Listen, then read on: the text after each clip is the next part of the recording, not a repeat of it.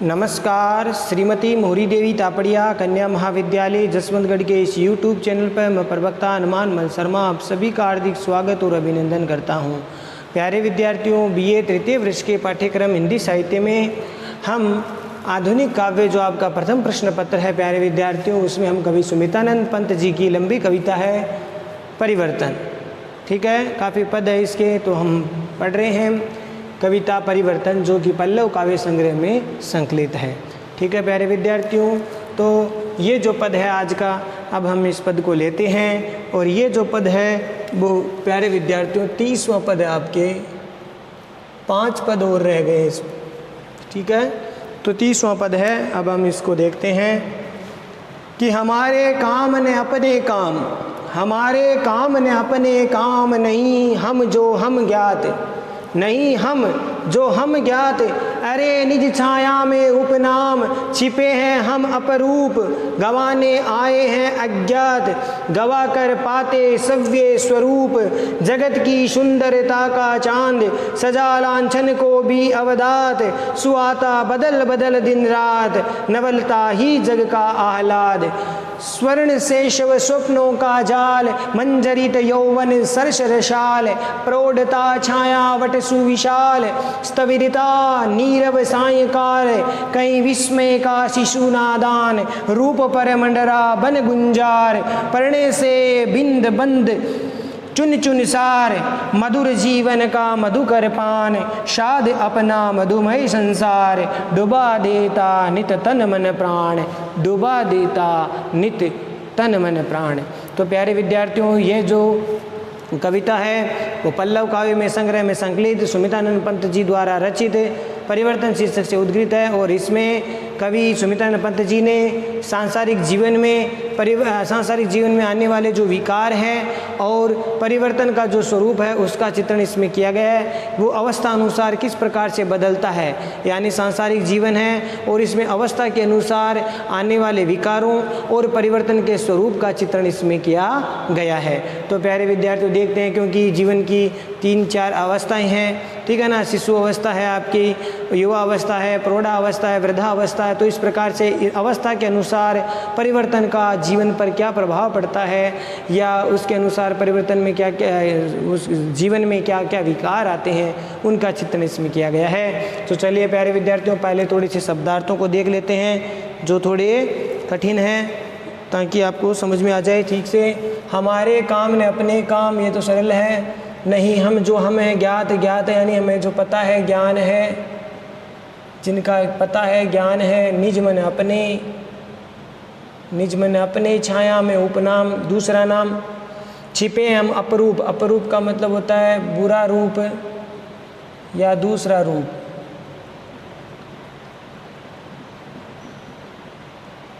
दूसरा रूप, गंवाने आए हैं अज्ञात, जिसका पता नहीं है, जिसका पता न हो, जिसका ज्ञान ज्ञात, जो ज्ञात न हो अज्ञात, गंवा कर पाते सव्य स्वरूप, स्वयं मैंने अपना, ठीक है, अपना या अपना जो अस्तित्व है इस रूप में हो गया, अपना अस्तित्व है, अपना स्वयं का, जगत मैंने संसार, सुंदरता का चांद, सजा लांछन, लांछन मैंने कलंक दाग, अवदात, अवदात मैंने निर्मल स्वच्छ,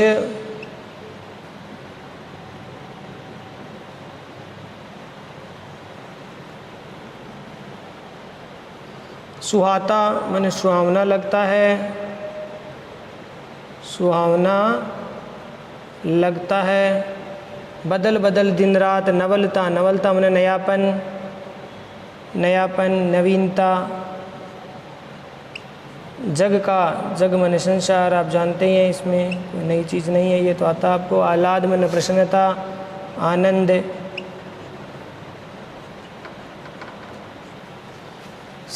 स्वर्ण से शव, सुनहरा, सोने के सा, ठीक है, सोने जैसा, शिशव, शिशुकाल, शिशु अवस्था, शेषवावस्था, ठीक है ना, शिशु शिशु मैंने शिशु अवस्था, स्वप्नों मैंने सपनों का, जाल है मंजरीत मैंने खिला हुआ विकसित, खिला हुआ या विकसित।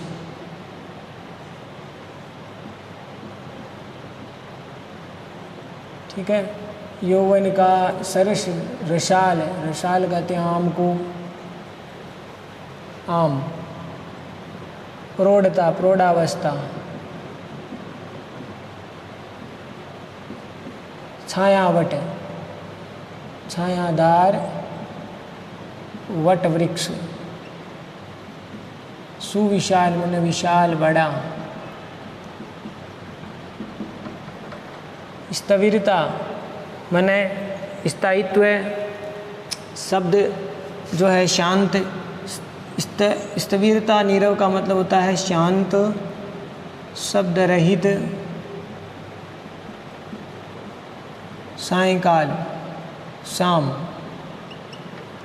वहीं विस्मय अचरज अचंबा, शिशु नादान ना समझ, नादान मैंने ना समझ, शिशु बालक छोटा, रूप पर मंडरा करके गुंजार, बन गुंजार गुंजन करता है। प्रणय का अर्थ होता है प्रेम, प्रेम में बंधन में, विवाह के बंधन में, प्रेम बंधन में। से बिंद करके, बिंद कर, बिंद कर, बंद कर, बंद मैंने बंद करके, किसमें? प्रणय में, विवाह के बंधन में बंद करके चुन चुन करता, सार सार तत्व ग्रहण करता है, ग्रहण करता है। और मधुर जीवन का मधुकर पान, मधुर जीवन का मधुकर आनंद रसपान वो करता है। साध अपना मधुमय, मधुमय का मतलब आनंदमय, मधुरता से युक्त संसार को में अपना जीवन को साध करके डुबो देता। नित नित मैंने हमेशा, प्रतिदिन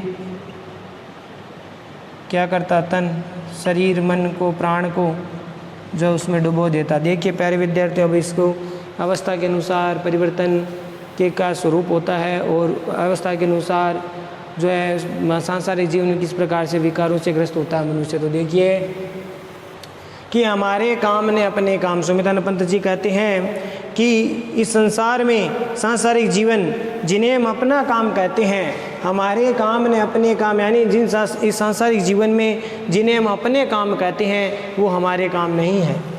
हमारे काम ने अपने काम, यानी सांसारिक जीवन में जो हमारे कार्य हैं वो हमारे कार्य नहीं है, जिन्हें हम ये समझते हैं कि अपने कार्य हैं या हमारे द्वारा ही हो सकता है। इस प्रकार का अगर भाव हमारे भीतर आता है तो ये हमारा सोचना जो है तुच्छ है, क्योंकि जो करता है वो परिवर्तन, समय, काल करता है। इस प्रकार से जो हमारे काम वो हमारे काम नहीं है। और नहीं हम, जो हम ज्ञात, यानी जिसे हम अपना समझते हैं नहीं है हम अपने आप को समझते हैं। जो हम ज्ञात, यानी जिसका हमें ज्ञान है कि हम हैं, वो वास्तव में हम है ही नहीं। जिस जो हम है वो हम है ही नहीं, ये बात इसमें बताया है। नहीं है हम, जो हम हैं ज्ञात, अर्थात हम जो है वह भी हमें नहीं है। अर्थात हमारा जो स्वरूप है, जिसे हम अपना स्वरूप समझ रहे हैं, वो वास्तव में हम नहीं है, हमारा स्वरूप नहीं है।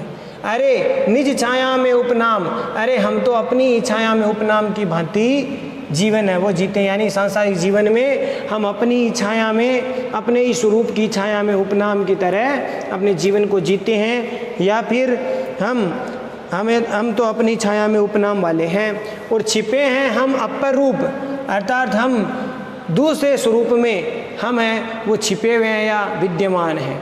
ठीक है। कभी यहाँ पर कहते हैं कि हम जो वास्तव में जो हम समझ रहे हैं हम अपने आप को, वो वास्तव में हम है ही नहीं, हम दूसरे स्वरूप में या अन्य स्वरूप में हम विद्यमान रहते हैं। अर्थात हम जो वास्तव में ये मानते हैं कि सारा कुछ हम ही कर सकते हैं, या अपने आप को परिवर्तन या समय से भी ऊंचा समझने लग जाते हैं, तो ये बात इसमें बताइए कि हम वास्तव में वह रूप नहीं है, हम तो उसका दूसरा स्वरूप है। तो हम छिपे हैं, हम अपरूप, अर्थात हम दूसरे रूप में विद्यमान रहते हैं। गंवाने आए हैं अज्ञात, गंवा कर पाते सभी स्वरूप, यानी संसार में उस अज्ञात को जिसका हमें पता ही नहीं, उसको हम गंवाने आए हैं। इस संसार में थोड़ा दार्शनिक भाव है प्यारे विद्यार्थियों, कि इसमें बताया है कि हम गंवाने आए हैं अज्ञात, यानी जिसका हमें पता ही नहीं है, जो अज्ञात नहीं है, इसे ऐसी चीज़ को इस संसारिक जीवन में हम उसको गंवाने आए हैं। और गंवा कर पाते सव्य स्वरूप। और संसार का बड़ा विचित्र नियम है कि हम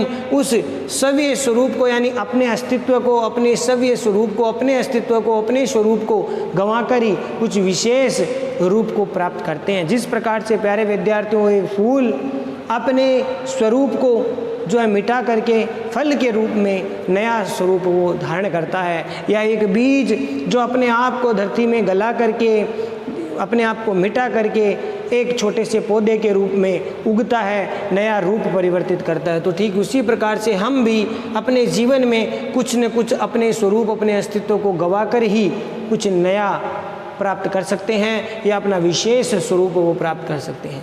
जगत की सुंदरता का चांद सजा लांछन को भी अवदात। कवि यहाँ पर कह रहे हैं सुमित्रानंद पंत जी प्यारे विद्यार्थियों, कि संसार की सुंदरता का चांद, यानी संसार में बड़ा, संसार का अनोखा नियम है कि संसार में जिस चांद को हम सुंदरता के लिए उपमित करते हैं, प्रतिमानित करते हैं, जगत की सुंदरता का चांद, यानी संसार में सुंदरता के लिए चांद को जो हम उपमित करते हैं, प्रतिमान मानते हैं, अर्थात चांद को सबसे सुंदर माना जाता है, ऐसा ही संसार में होता है।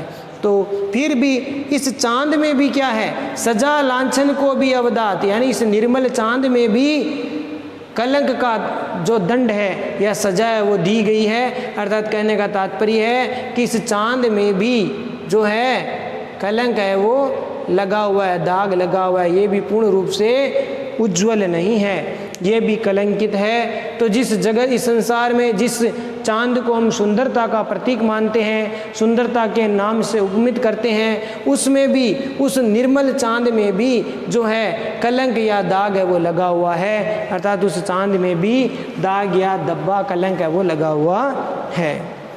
ठीक है प्यारे विद्यार्थियों, ठीक है। तो इस प्रकार से उस चांद में भी, निर्मल चंद्रमा में भी कलंक है वो लगा हुआ है। आगे देखिए कि सुहाता बदल बदल दिन रात, नवलता ही जग का आह्लाद। इस संसार में वह चंद्रमा दिन रात बदलता रहता है और हमें सुहावना लगता है। सुहाता बदल बदल दिन रात, अर्थात वह दिन रात चंद्रमा अपने स्वरूप को बदलता है तो हमें अच्छा लगता है, अर्थात सुहावना लगता है। यूँ कैसे बदलते हैं, जैसे चंद्रमा शुक्ल पक्ष और कृष्ण पक्ष में तिथियों के क्रम के अनुसार चंद्रमा घटता और बढ़ता जाता है। तो इस प्रकार से चंद्रमा का एक स्वरूप नहीं होता, चंद्रमा तिथियों के अनुसार घटता बढ़ता जाता है। तो ये घटते बढ़ते क्रम में यूँ इस प्रकार से चंद्रमा का बदलना, चंद्रमा के स्वरूप का बदलना सभी को सुहावना लगता है। और नवलता ही जग का आह्लाद, इसीलिए इस संसार का नियम है कि संसार में नवलता यानी नयापन या नवीनता ही इस संसार में प्रसन्नता या आनंद को देती है। अर्थात इस संसार में हम सभी को नयापन अच्छा लगता है, नया नया है वो सब अच्छा लगता है।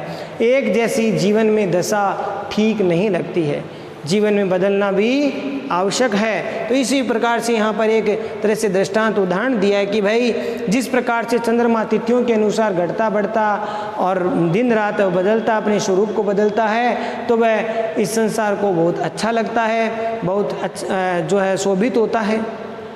ठीक उसी प्रकार से इस संसार का नियम है कि इस संसार में केवल नयापन ही, नवीनता ही इस संसार में आनंद को देने वाली होती है। तो नवीनता, नयापन इस संसार को, जगत को खुश करती है, प्रसन्नता देती है, आनंद देती है। इसीलिए जीवन में कभी एक जैसी स्थिति ठीक नहीं मानी जाती, जीवन में हमें बदलना चाहिए, ये बात इसमें बताई है। स्वर्ण शेषव स्वप्नों का जाल, मंजरित यौवन सरस रसाल। अर्थात इसमें बताया है कि जैसे मनुष्य सांसारिक जीवन में मनुष्य का जो शेषवा अवस्था है, शिशु अवस्था है, वह सुनहरे स्वप्नों का जाल की भांति होती है। अर्थात मनुष्य की जो शिशु अवस्था, जब वह बालक होता है, शिशु होता है, उस समय उसमें केवल स्वप्नों का जाल होता है या केवल स्वप्नों का संसार उसके भीतर होता है। और वह स्वप्न कैसे है? सुनहरे स्वर्ण शेषव स्वप्नों का जाल, यानी सांसारिक जीवन में शिशु अवस्था सुनहरे स्वप्नों का जाल होती है, आनंदित करने वाली होती है। फिर क्या आता है? युवा अवस्था, तो मंजरित यौवन सरस रसाल। और जब युवा अवस्था आती है तब व्यक्ति या सांसारिक जो जीवन है युवा अवस्था में खिले हुए सरस आम की भांति आनंद को देने वाले होते हैं। जिस प्रकार से खिला हुआ सरस रस युक्त आम है, वो फल है, वो आनंददायी होता है, ठीक उसी प्रकार से युवा अवस्था में जो व्यक्ति या सांसारिक जो जीवन में प्राणी है वो खिल करके विकसित होकर के आनंद को देने वाला होता है। आगे देखो 3 अवस्था आ गई, शिशु अवस्था, फिर यहाँ पर युवा अवस्था की यहाँ पर किससे तुलना कर ली? आम के सरस आम के फल से। अब देखो प्रौढ़ता छायावट सुविशाल, और ये जो प्रौढ़ावस्था है सांसारिक जीवन में, प्रौढ़ा अवस्था है जो प्यारे विद्यार्थियों, इसमें किसकी उपमा दी है? प्रौढ़ावस्था है वो किसके समान बताई है? प्रौढ़ा अवस्था विशाल वटवृक्ष के समान होती है। प्रौढ़ावस्था विशाल वटवृक्ष के समान है वो होती है। तो शिशु अवस्था बता दी, युवा अवस्था आम के फल के रूप में बता दी, प्रौढ़ता छायावट सुविशाल, प्रौढ़ा अवस्था मनुष्य के जीवन में छायादार वटवृक्ष, विशाल छायादार वटवृक्ष के समान होती है। फिर आता है वृद्धावस्था, तो वृद्धावस्था में स्थविरता नीरव सायंकाल, अर्थात शांत शब्द रहित जो सायंकाल होता है वह शांत, जो सायंकाल है वो शांत और शब्द रहित जो सायंकाल, वो क्या है? वृद्धावस्था। मनुष्य जीवन की वृद्धावस्था शांत शब्द रहित सायंकाल के समान होती है। तो वृद्धावस्था को यहाँ पर किससे उपमित किया गया है? वृद्धावस्था को प्यारे विद्यार्थियों यहाँ पर सायंकाल के समान है, यानी वृद्धावस्था जीवन की संध्या है। वृद्धावस्था क्या है? जीवन की संध्या के समान शब्द रहित शांत है। और प्रौढ़ता छायादार विशाल वृक्ष के समान है। तो युवा अवस्था जो है रसदार आम के समान है, और शिशु अवस्था सुनहरे स्वप्नों को जाल के समान आनंद को देने वाली है। तो इस प्रकार अवस्था अनुसार इसमें परिवर्तन बताया गया है। अब देखिए आगे कि वही विस्मय का शिशु नादान, रूप पर मंडरा बन गुंजार, प्रणय से बिंद बंद चुन चुन सार, मधुर जीवन का मधुकर पान, साध अपना मधुमय संसार, डुबा देता नित तन मन प्राण। अर्थात कवि सुमितन पंत जी कहते हैं कि सांसारिक जीवन में मनुष्य जब शिशु अवस्था में होता है, शेषु अवस्था में जब वह नादान ना समझ होता है तो विस्मय करता है, यानी अचंबा करता है। हर वस्तु पर, हर चीज़ पर शिशु वह ना समझ होता है। शिशु अवस्था ना समझ की अवस्था है, और उस समय जो शिशु होता है वो अपने से बड़ों का या अपने घर परिवार में या प्रत्येक लोगों से क्या करता है? तरह तरह की जिज्ञासाएं, तरह तरह की विस्मय अचरज की बातें वो करता है कि ये क्या है, ये क्या है, उसको जानने की इच्छा रहती है। उसको संसार में जब वो आता है तब वह जो है इस संसार को जानने का प्रयास करता है, और उस अवस्था में वह, उसका दिमाग है, उसका जो मस्तिष्क इतना विकसित नहीं होता, तो वह नासमझी में तरह तरह के प्रश्न है वो करता है, विस्मय अचरज करता है। तो ये बताया है कि वही विस्मय का शिशु नादान, यानी शिशु अवस्था में वह नादान बालक की, जो बालक है व्यक्ति नादान बालक के समान है, वो अचरज करता है, विस्मय करता है। और युवा अवस्था में आते आते रूप पर मंडरा बन गुंजार, और युवा अवस्था में वह भंवरे के समान जो है रूप सौंदर्य पर मंडराता रहता है। युवा अवस्था में भंवरे के समान है वो रूप सौंदर्य पर है वो मंडरा करके गुंजन करता है। और फिर वो प्रणय से बिंद बंद, और फिर वो जो भ्रमर है, भंवरे की उपमा इसमें दी है, तो वह व्यक्ति युवा अवस्था में फिर प्रणय से बिंद, यानी प्रेम के बंधन में बंध करके, और बिंद करके, प्रणय से बिंद करके यानी प्रेम में बिंद करके, भेदन उसका हो करके फिर वो प्रणय के बंधन में बंध करके चुन चुन सार अर्थात चुन चुन करके सार तत्व को ग्रहण करता है, रस रूप को ग्रहण करता है। मधुर जीवन का मधुकर पान, और उस समय वह अपने मधुर जीवन का मधु का पान करता है, आनंद का रसपान है वो करता है। ठीक है प्यारे विद्यार्थियों, तो इस प्रकार से सार तत्वों को ग्रहण करता है, फिर जीवन के आनंद में स्वरूप क्षणों का वो क्या करता है, मधुर रसपान करता है। साध अपना मधुमेह संसार डुबो देता नित तन मन प्राण, फिर वह अपने जो व्यक्ति है युवा अवस्था में अपने मधुमेह संसार को, अपनी मधुरता से युक्त उस संसार को साध करके अपने तन मन प्राण को यानी प्रणय के बंधन में बंध कर करके वह व्यक्ति अपने मधुमय संसार में, मधुर यानी आनंदमय मधुर आनंदमय संसार में अपना प्रतिदिन या हमेशा अपने तन मन प्राण को उसमें डुबो देता है, अर्थात उस मधुमय संसार में अपने पूर्णतः वह डूब जाता है, उसमें आसक्त हो जाता है। तो इस प्रकार से यहाँ पर अवस्था अनुसार मनुष्य की गतिविधियों का वर्णन इसमें किया गया है कि मनुष्य किस प्रकार से प्रणय के बंधन में बंध करके और नित्य ही मधुमेह संसार को साध करके अपने तन मन प्राणों को डुबो देता है। प्रणय का आनंद वह पूरी तरह से अपने आप को सराबोर उसमें होना चाहता है। तो आशा करता हूँ प्यारे विद्यार्थियों ये पद आपको समझ में आ गया होगा। विशेष वाले पॉइंट में प्यारे विद्यार्थियों इसमें जीवन में परिवर्तन को नयापन और सरसता लाने वाला बताया है, क्योंकि परिवर्तन जीवन का अभिन्न अंग है, परिवर्तन होना अनिवार्य है। एक जैसी दशा, एक जैसी स्थिति ठीक नहीं मानी जाती, तो इसलिए जीवन में परिवर्तन अवश्य होना चाहिए। ये बात इसमें सुमित्रानंद पंत जी कहते हैं। तो जीवन में परिवर्तन जो है, जीवन में परिवर्तन ही सरसता और आनंद को लाने वाला, आनंद को बढ़ाने वाला बताया है। साथ ही साथ पॉइंट में इसमें अलग से और लिख सकते हैं, नवलता ही जग का आह्लाद से, ये जो बात है इसमें इस कथन से सुंदरता और रमणीयता की परिभाषा दी गई है कि नवलता ही जग का आह्लाद, यानी संसार में नयापन जरूरी है। ये संसार नया नया चाहता है। हम जैसे भाई हम अपने जीवन में भी ये चीज़ ध्यान करते हैं कि हमें एक जैसी चीज़ अच्छी नहीं लगती। अगर वस्त्र की बात करें तो वस्त्र भी हम एक जैसे वस्त्र है वो काफ़ी दिनों तक एक एक वस्त्र हम नहीं पहन सकते। हमें नए वस्त्रों की आवश्यकता होती है, हमें नए नए वस्त्र अच्छे लगते हैं। हम नए नए जो चीज़ें हैं, भौतिक चीज़ें हैं, उनकी हमें प्राप्ति करनी हमें अच्छी लगती है। तो ये बात इसमें बताया कि संसार में मनुष्य को एक जैसी स्थिति में नहीं रहना चाहिए, क्योंकि नवलता ही इस जग का आह्लाद है। नवलता ही, नयापन ही संसार का आनंद देने वाला होता है। तो ये संसार का नियम है नयापन होना। और अलंकारों की बात है, अनुप्रास, रूपक, मानवीकरण और पर्यायोक्ति अलंकार का प्रयोग किया गया है। प्यारे विद्यार्थियों, अनुप्रास है, रूपक है, यमक है, काव्यलिंग,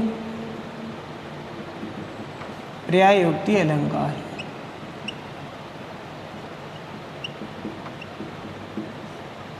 और तत्सम शब्दावली से युक्त रचना है।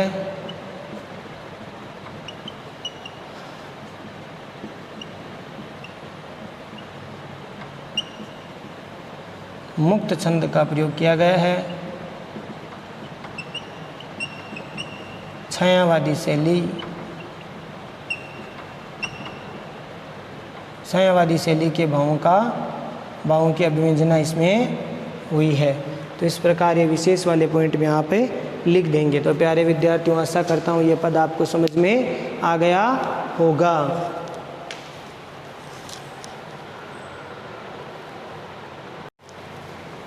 तो प्यारे विद्यार्थियों, आज के लिए बस इतना ही। अगले वीडियो में फिर हाजिर होंगे परिवर्तन कविता के आगे पदों को लेकर के। तब तक के लिए इन व्याख्याओं को पढ़िए, नोट्स बनाइए, याद कीजिए, चैनल को लाइक, शेयर और सब्सक्राइब कीजिए।